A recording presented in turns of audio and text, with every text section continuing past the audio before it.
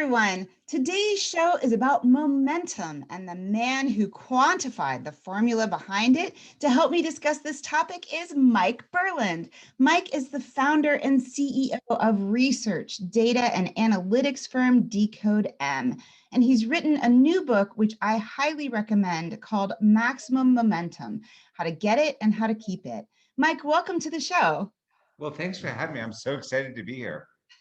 Could you start by telling us, now I know you didn't figure out the physics formula behind momentum, but could you tell us a little bit about what you mean by momentum as it relates to companies and politicians and the things you talk about in your book?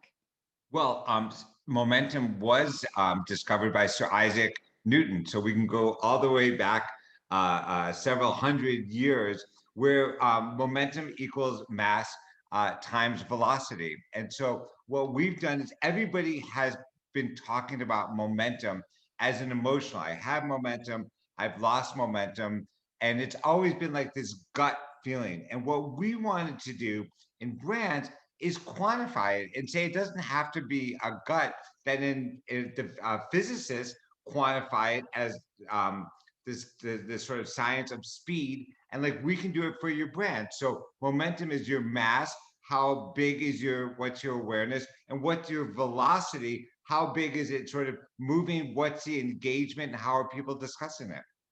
So now some people would say, oh, that sounds like a trend or that sounds like a fad. What is the difference between momentum and a trend and a fad?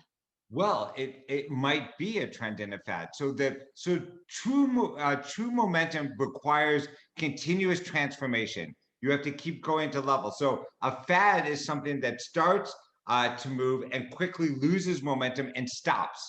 Right? Momentum is the science of motion. So a trend could be something that has momentum and gets absorbed by society. So it doesn't actually go away like a fad, like fanny packs, they went away, spinner things went away.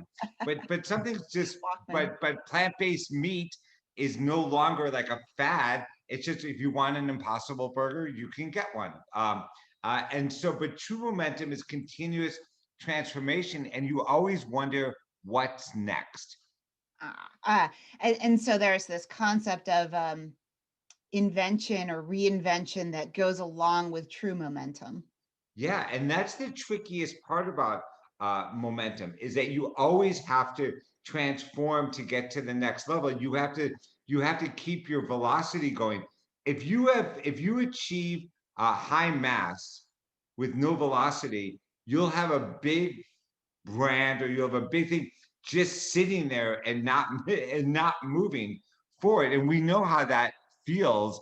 That feels like stagnation. That's when you start to lose customers, because you're not doing something new and interesting to attract people. And so that's the biggest risk. All mass, no velocity is the death zone.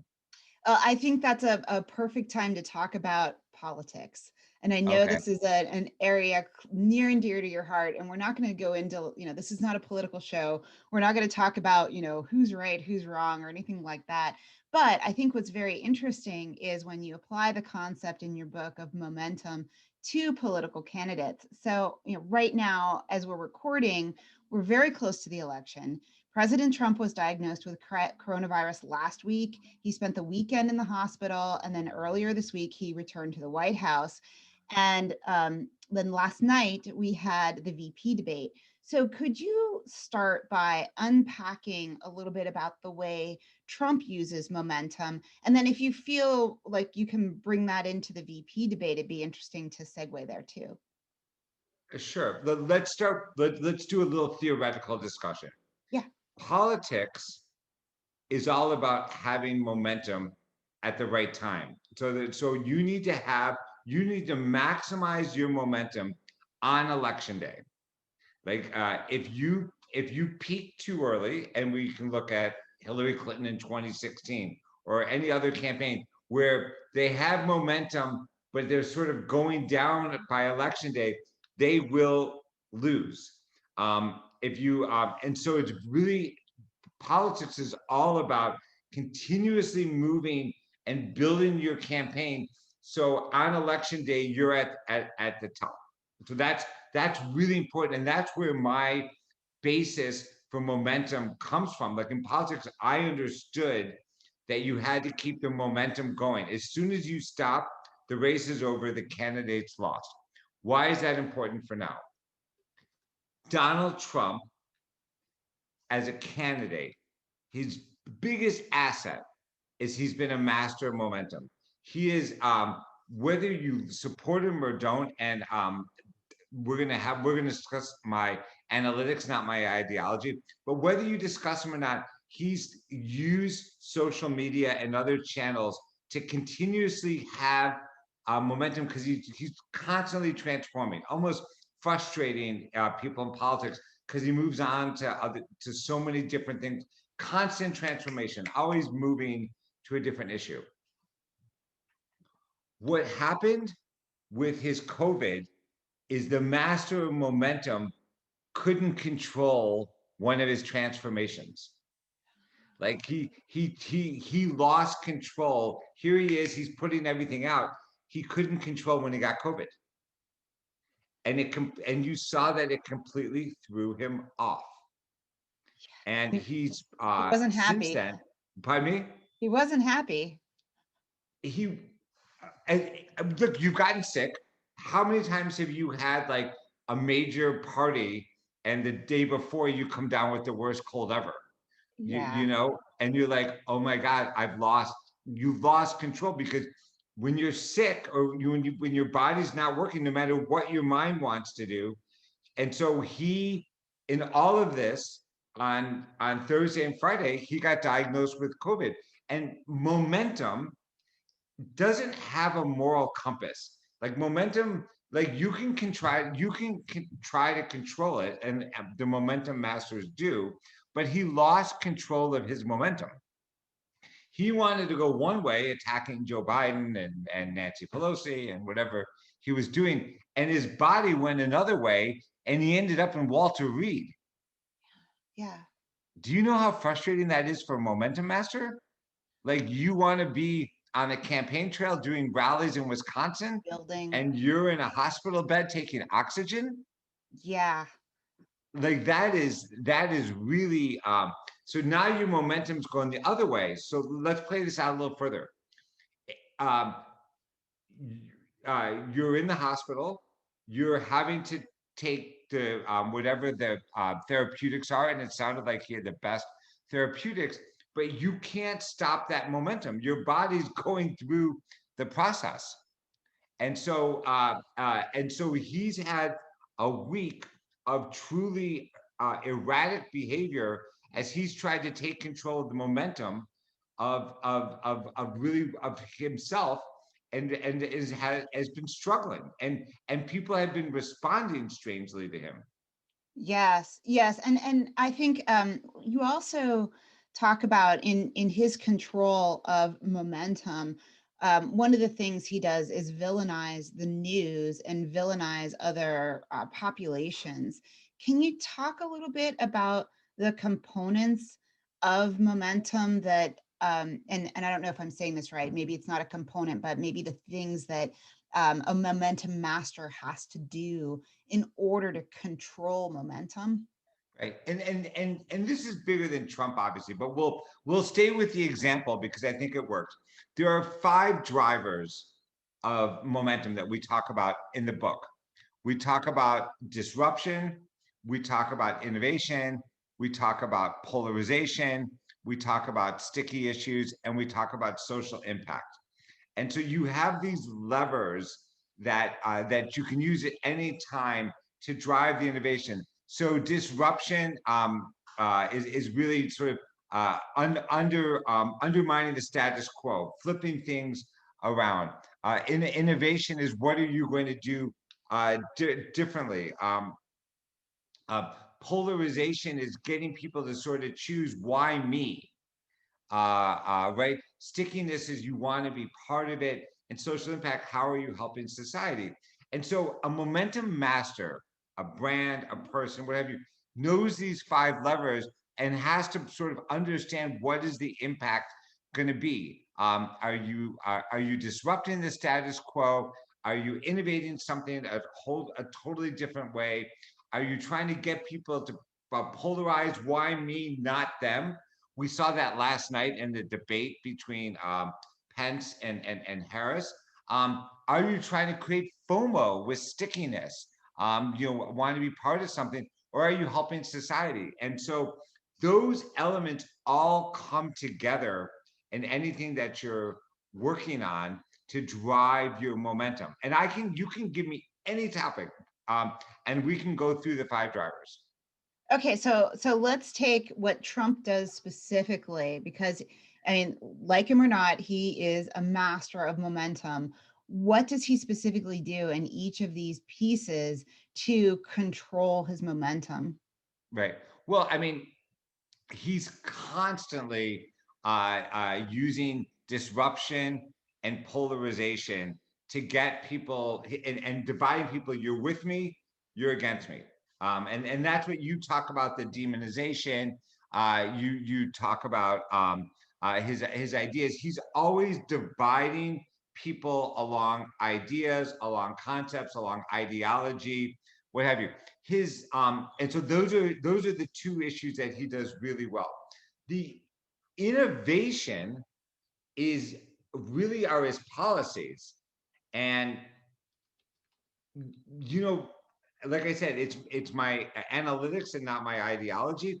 His policies might not be for everyone, but if you're into his innovations, they work well for you. The way that he's handled that he's handled law and order, the way that he's handled foreign policy, the way that he's handled trade, like the one that they talked about last night, which neither candidate would touch, but his innovation on the trade war with China, which again, I'm not judging the policy, Yeah. but it was dramatically different than the past 3 administrations who have used China as a trading power, and now we all of a sudden got a trade war with them. I mean, So there's the so disruption and the polarization, yeah, and then you can't stop there because that would just give you a pop. You have to keep innovating and give something new after that he does it. disruption. He does it all day long to find out which one is going to be sticky, I of noticed which he one. does this. Like he floats topics. Like he'll just put something out there and see how it resonates, and it'll be ridiculous. And you'll go, oh my gosh. And Yeah, then he'll kind of float it again and see how it works. look what he did. Again, I just want to keep putting caveats because I don't want people to think I'm a huge Trumper. That's not my point. But the stimulus bill, first he's against it, not going to support it. Then 2 hours later, he's like, well, maybe I'd support parts of it. He's trying to disrupt and control the situation because he knows where people stand. So then I will support parts of it, but I won't support others. And so he's continuously making it about himself and then using that to keep his momentum moving forward, which again goes back to why the COVID problem is so disruptive for him because he couldn't control his COVID. Yeah, And, exactly. and and and so and really what it amounted to was a lost opportunity because while he couldn't have controlled his COVID, he could have controlled how he talked about it and what he learned from it, and how it made him much more understanding of the millions of people who have been affected by it and the tragic loss of life. And instead, he was very Dismissive. erratic about. He was dismissive, but he was. I think the word I'd like to use is erratic. He was all over, like he was getting the best doctors. I understand. Thank God I got this because now I understand it. To don't take it so seriously. It's not so bad. And all of those answers don't resonate with us Yeah. because we wouldn't have wished it upon you, so we don't thank God that you got it. Like Yeah. we do, even no matter what we think, we didn't want you to get this. Two, we're not convinced that it made you understand all the afflicted families because you would understand of what it feels like to lose someone or to have someone in the hospital. And so, and then he said, don't let it take over your life. And if we had a choice of it taking over our life or not, we would all choose not to have COVID take over our lives. So those are, as a momentum master, he was unusually tone deaf in a nonpartisan way. So like Mhm. if I wear this mask, right, I put it on, okay, I get that you're imposing your will on me, and fuck you. I'm sorry. I'm not gonna wear a mask even if you tell me. Like, I get it. I don't agree with it. I think you're putting a lot of people at risk, but I get that that can be a personal freedom. And some people are just opposed to that. Then I'm like, stay at home and don't worry. We don't need you to wear your mask. But what Trump is like, getting COVID wasn't a choice.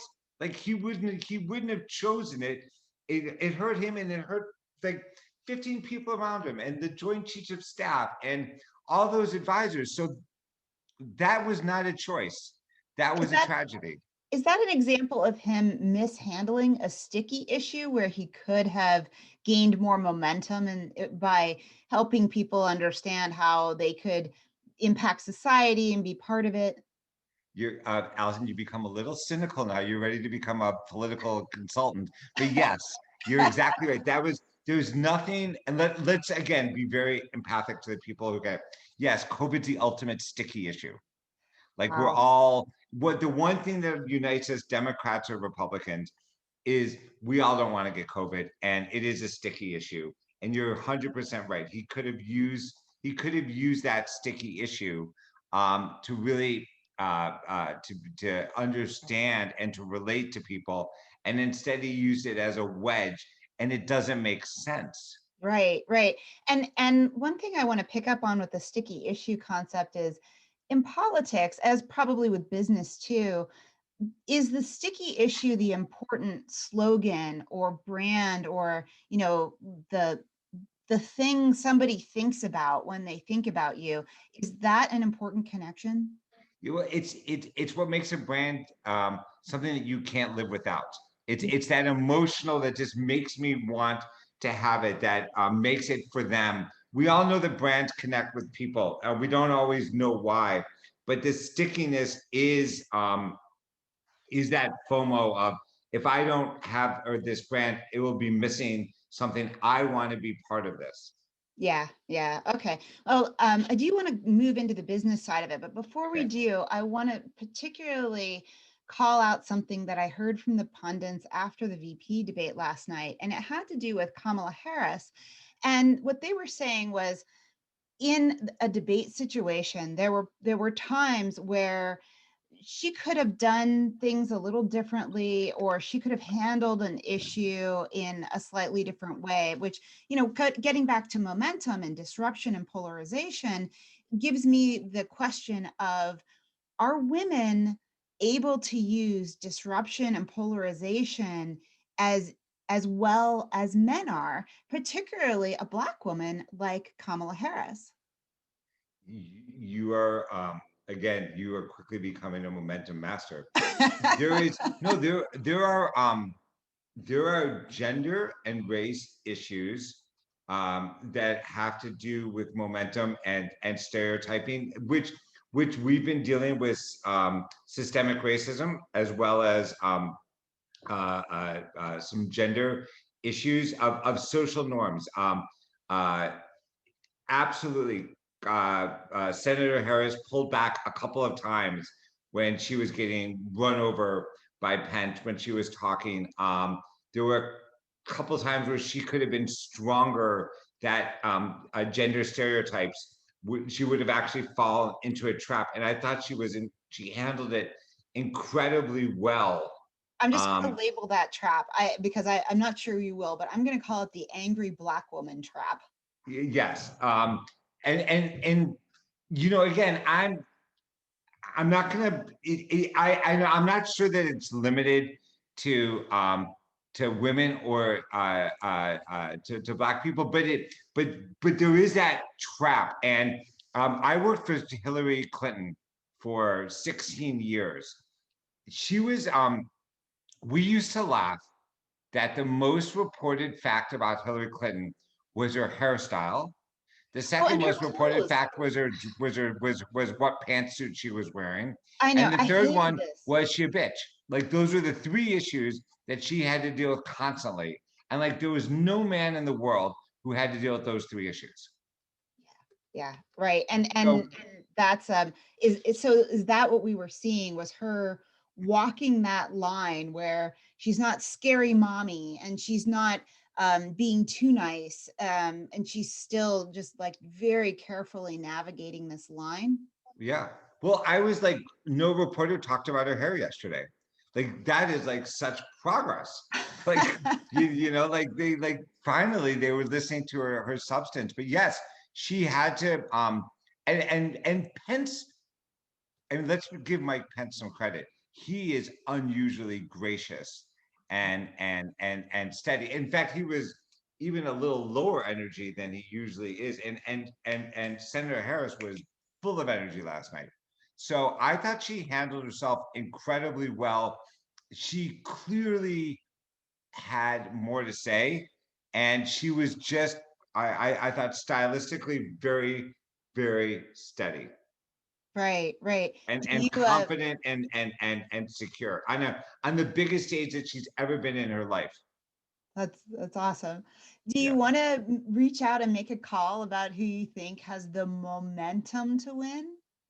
Right now, Biden has the momentum. I mean, it's this has been the most erratic week for President Trump.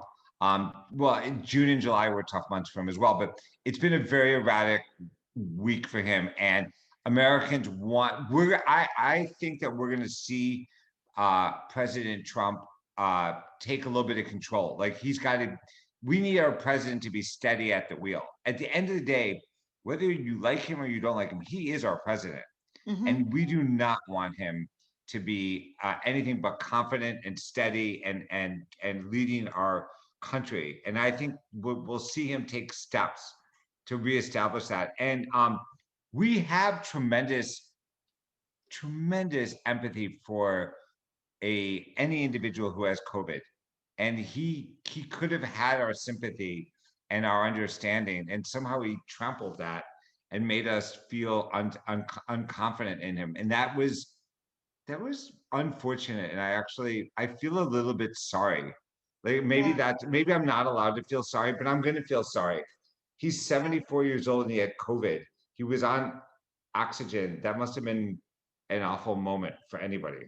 Yes, for anyone. Agreed. Agreed. But what I'm noticing you call out here is also the pacing. Like you talk about June and July, and that seems like a Oh, lifetime ago.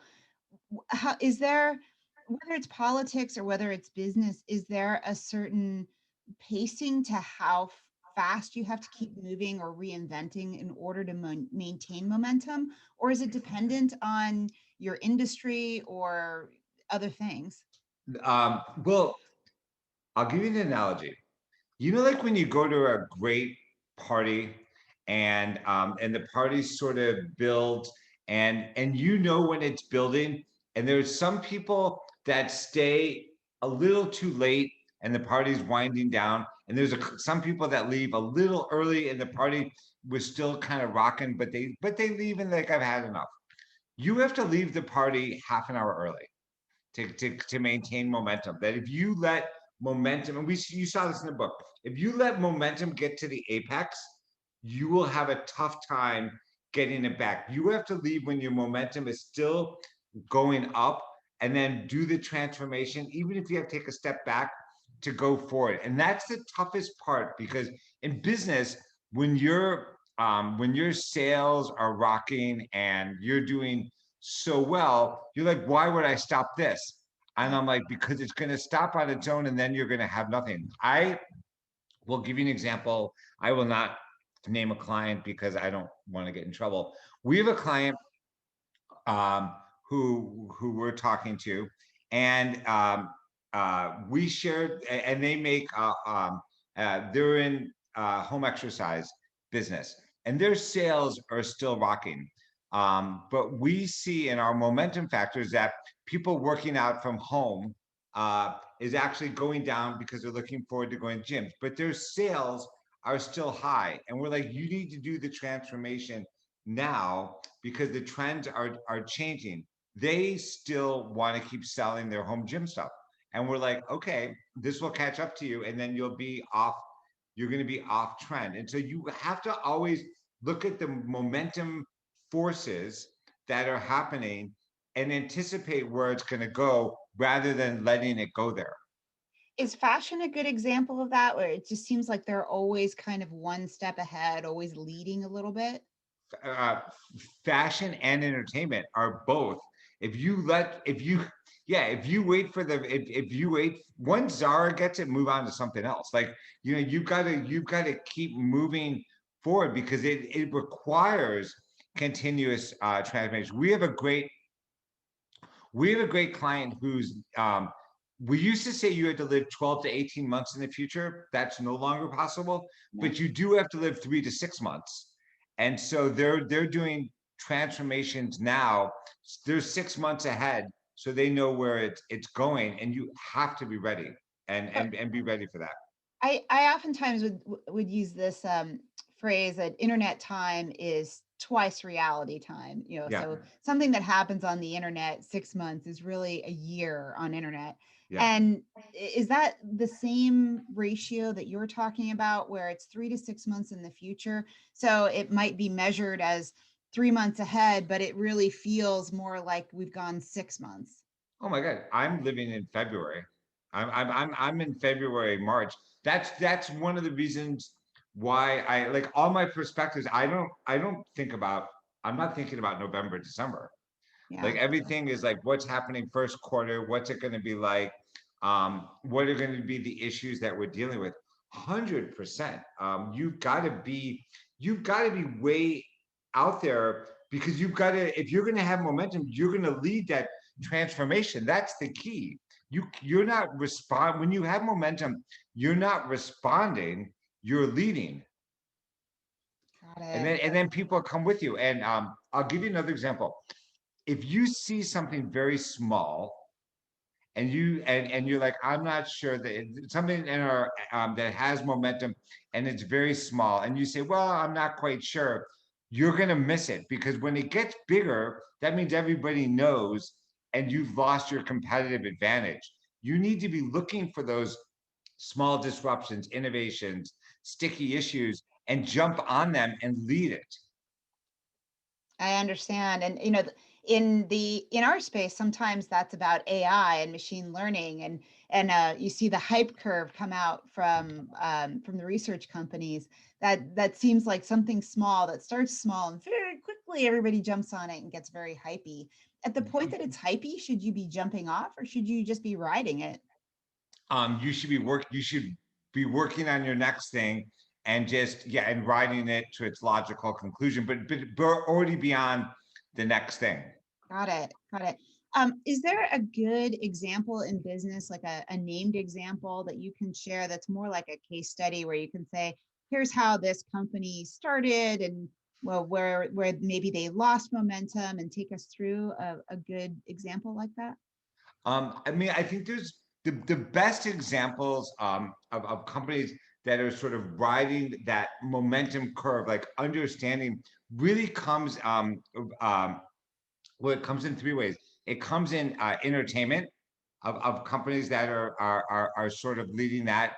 I think that we can see it with different brands that can do it. But like, I think that I love this trend of plant-based foods, and I think what Impossible Burger had done and how so they led that trend was fantastic because they understood that it wasn't about a lifestyle. It wasn't about a lifestyle choice or vegan or not vegan, but they were just people who wanted to transform their whole diet Mhm. system, and they sort of moved forward and made it taste good. Now the question is, where are they going to go from this now? Like now, there's like questions about carbon emissions and what have you. So what will be the next thing?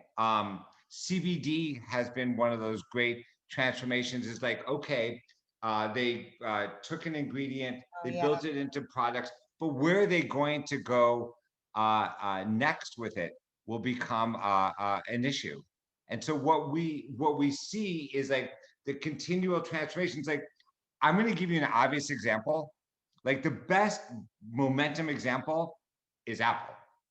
Like the iPhone 1, 2, 3, 4, like, and but that at this point has become obvious.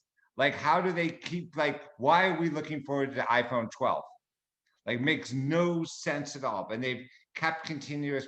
But I Yeah. think that Yeah. those are the obvious answers. I think we need to look at these. The reason I like Impossible Burger is because it's picking up lifestyle trends and where they're going to go. I like brands that are sort of reinventing themselves through collaborations. And Mhm. so those are the ones that we have to be the most aware of. Like I have a client now who I'm fascinated where they go, which is Airbnb, which was this simple idea of home sharing that then turned into a big phenomena, completely disrupted by COVID, and now they've turned into something so radically different. And they've stayed to their values of inclusivity and bringing people together, but now they might represent the future of travel. So they Hmm. didn't hold on to their old ideas. They've actually moved forward. And can you talk more specifically about that? I'm not sure everybody understands that Airbnb might not just be staying in someone else's home. Um, in a post-COVID world, I don't want to stay at a hotel with 1,000 other people. I Mhm. want to have so the forces are, I want to have control of my environment. I want to be certain of who's been there before, who's been there after, what's the cleaning bin. I don't want people coming into my room. I want to help the local economy. Mhm. So that's the social impact. I want to. I don't. I might not eat out as much as I do, so I want to have some other amenities. And so it started off as a way for people to share their homes to make a little extra money, and now it's sort of transformed into a whole new way to travel and Mhm. to have control, and it sort of meets today's needs. And so the idea of large lobbies, like, are you going to go to the lobby bar at a big hotel anytime soon? Are you going to take an elevator with 17 people? Do you remember how packed we used to get in those elevators? When are you Yeah, doing that next time? conferences. Oh yeah. You make a good point there because you don't even think about it until you put the COVID lens on it. Yeah, well, but the COVID lens is on everything. Yes, yes, absolutely. Can you talk a little more about how you measure momentum? We're gonna have to geek out a little bit. So we're measuring momentum using basically social media analytics. We're using all sort of data sources to understand conversations. Our Mhm. hypothesis is that anything that happens online and happens in a conversation. And so we measure mass by the awareness, and sort of the level of how many followers a brand has, what have you, and then we measure velocity by looking at the sentiment of the conversation, the how what is the engagement, so likes and shares, and then what is the sort of polarization, what's the emotionality of the conversation, are they debating it? And so we have the mass, which is obvious and kind of easy, and then the velocity, which is two proprietary algorithms that we use to understand it. And our the secret of velocity, and Isaac Newton would have the secret of momentum, which Isaac Newton would have told you, is Yeah. the velocity, is the speed in which something's moving. The bigger the mass, the more velocity that's required. So that's sentiment, and I immediately wondered if somehow you factor in or out troll farms. Uh, it's interesting. Troll farms are such an issue, and we factor them out. Like once we see enough things that are the same, our algorithm actually just knocks them out. And um, I'll throw this back on you. It seems like troll farms are becoming a little bit more under control. Like there's ways to Obvious. sort of, pardon me? They're more obvious. They're more obvious, and it seems like the social media companies themselves have algorithms that are getting rid of them. I mean, this is not my area of expertise, but it seems like Twitter and Facebook and Google have just been held accountable Yeah. for not letting the troll farms. That's been part of the public outcry over the last 4 years. Is that they should be able to detect them. But I think there's another trend there as well. And I have experienced this myself where normally when friends will share information that I don't agree with, I just kind of let it go and I wouldn't really talk about it. But now I am feeling more like I have to step up. Like there's a responsibility when somebody shares information that is just batshit crazy. I'll Yeah. immediately send the no, that's actually not true, and I'll try to correct. So it's not just that the trolls are maybe under control by the social media companies. I'm seeing more people also trying to control the spread. And it's not whether you agree or not agree, but it's stuff that's like way out there where you just say that is patently false. We can have a Yeah. good debate, but we shouldn't be debating things that aren't actually true.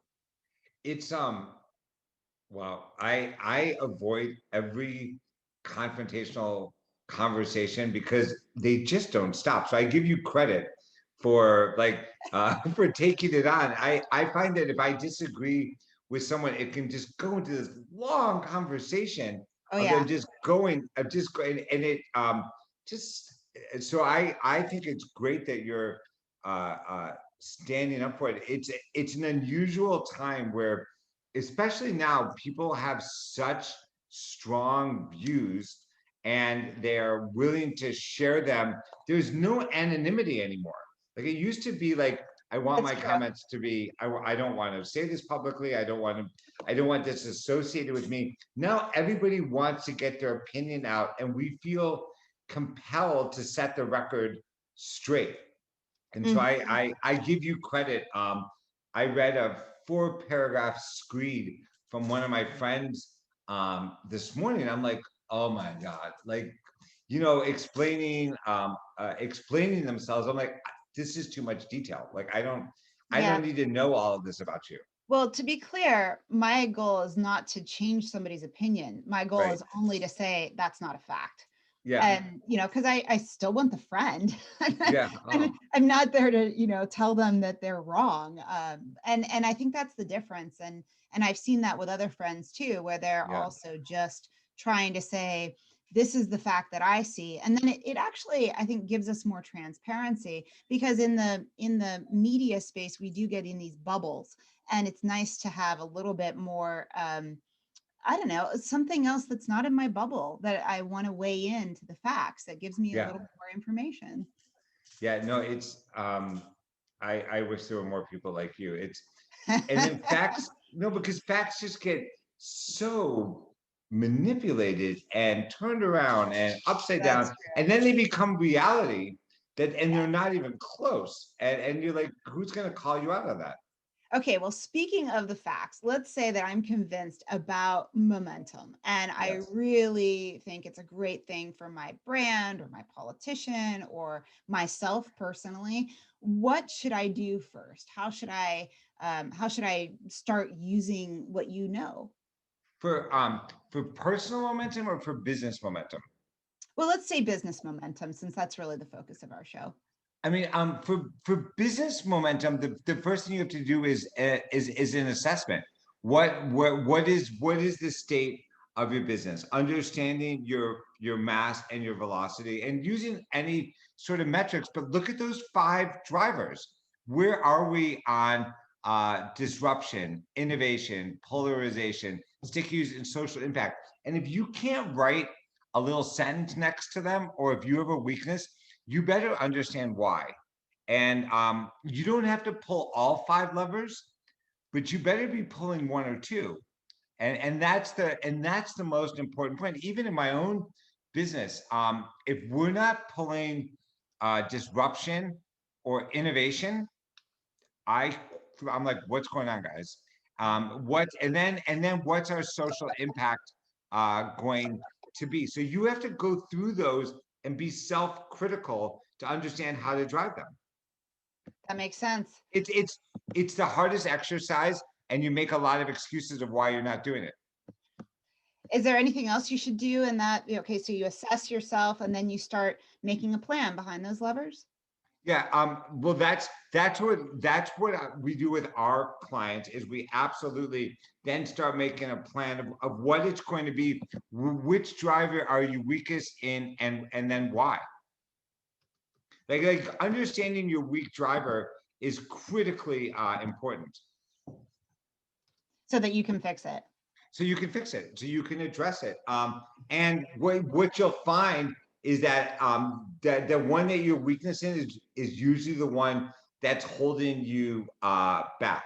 And so like polarization is really an engagement metric. Are people do you have people that are strongly in favor of you and passionate and driving you? Once your polarization goes down, people always think it's a negative metric, but those are clients who desperately want to be with you or want to be with your product.